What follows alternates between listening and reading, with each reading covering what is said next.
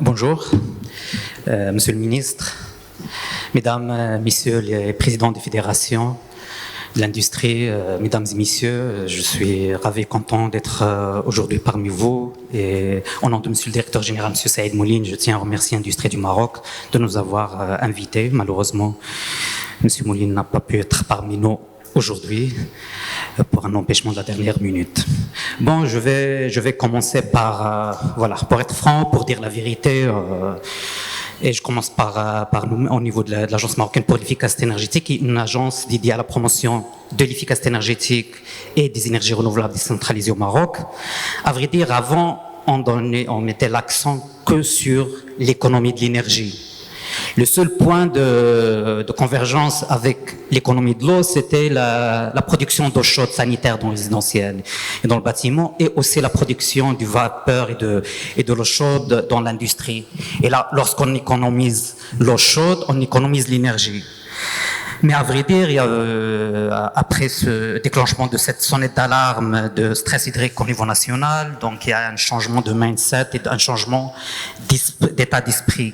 Donc on donne plus de focus sur l'économie d'eau. Et comme les Marocains disent, il faut commencer par vous-même.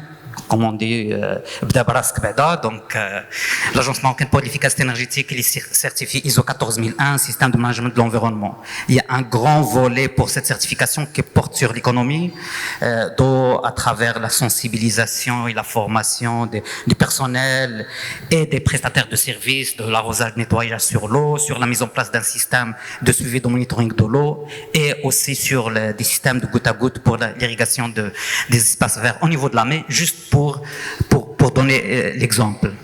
Et en parlant de donner l'exemple, dans le cadre du pacte de l'exemplarité de l'administration publique, il faut que l'administration publique aussi donne l'exemple. Et dans le cadre de nos activités, nous accompagnons, dernièrement, on a accompagné plus une centaine de bâtiments publics et aussi plus de 1000 mosquées sur la performance, mais on ne parlait plus de la performance énergétique, mais on parle de la performance environnementale, donc c'est le volet énergie, eau et décarbonation. Donc il y a plein de mesures qui permettent de réduire la consommation d'eau dans un bâtiment public, comme l'installation d'illimiteurs de débit, des mitigeurs, la récupération des eaux de pluie pour l'irrigation, l'utilisation la réutilisation des eaux. Donc, et ça impacte énormément la consommation d'eau au niveau de ces bâtiments-là. Et imaginons dans un secteur comme l'industrie hôtelière où il y a un grand besoin d'eau, donc on aura un impact plus signifiant.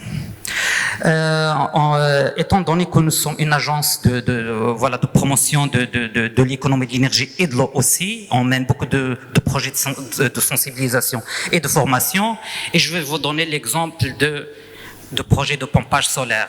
Peut-être vous allez me dire, vous avez choisi le mauvais exemple, parce que j'ai beaucoup entendu parler que promouvoir le pompage solaire, ça gaspille l'eau, mais comme Monsieur le Ministre l'a dit, donc l'agriculture est un secteur très important, et du coup, durant 4 ans de promotion de ce secteur-là, il y avait toujours la condition d'installation d'une pompe alimentée par un système solaire photovoltaïque. Il y a l'obligation de mettre un système économe en énergie, un système de goutte à goutte. Donc on a sensibilisé et formé et informé tous les agriculteurs du Maroc sur la gestion rationnelle de l'eau, et on a même développé une application informatique qui permet de gérer à distance, l'agriculteur gère à distance sa pompe qui est couplé à un système de goutte à goutte, et aussi il gère le débit d'eau à distance.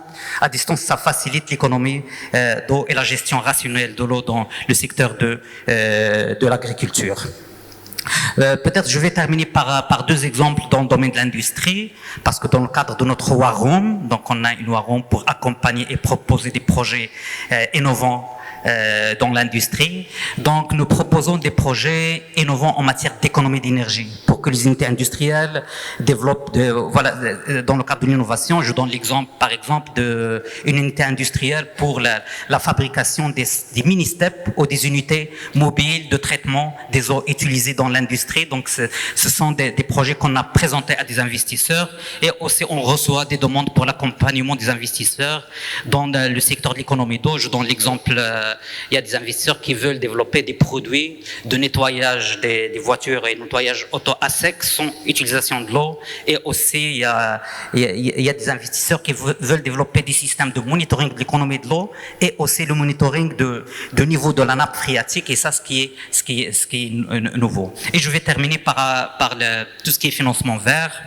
Donc, il y a pratiquement toutes les banques et beaucoup de bailleurs de fonds qui présentent des fonds pour investir et pour investir dans le secteur de l'efficacité énergétique et aussi de l'eau. Donc, au niveau de la mer, en partenariat avec le cluster industriel au Maroc, on a le cluster énergie renouvelable, on a développé un programme, un guide, des programmes de financement vert pour financer et l'efficacité énergétique et aussi l'économie d'eau. Tous les projets et les mesures d'économie d'eau sont éligibles à ces programmes de financement. Merci beaucoup.